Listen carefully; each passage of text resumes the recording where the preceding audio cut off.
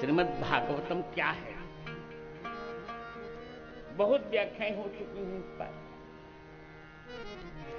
इस पर मैंने जो सोचा है श्रीमद् भागवतम पर, मुझे लगता है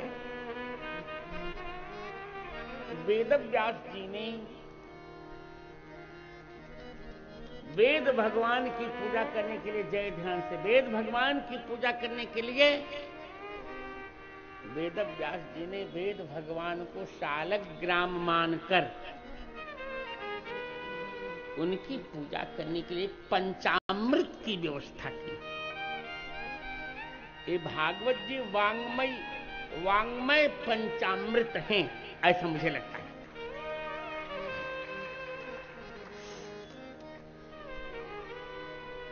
5 बार भगवान ने भागवत जी को कहा, बहुत ध्यान से सुनिए।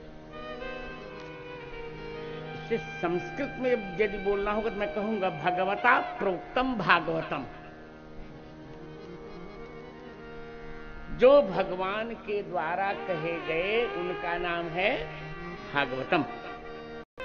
तो पहली व्याख्या मेरी क्या होगी? भागवत माने भगवता प्रोक्तम, जो भगवान के द्वारा प्रोक्त हुआ, प्रवचन के रूप में कहा गया। उक्तम नहीं लिखा है, प्रोक्तम। तेन प्रोक्तम के आधार पर यहां अण प्रत्यय हुआ। तो भगवान के द्वारा यह कितनी बार कहा गया?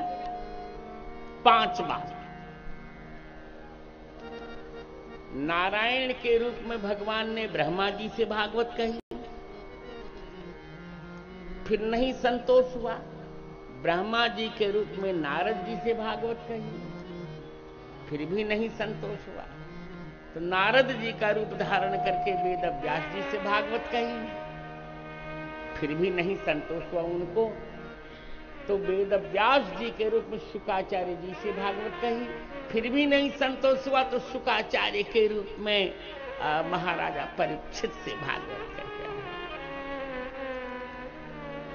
5 बार इसलिए कहा जिससे पंचामृत बन जाए।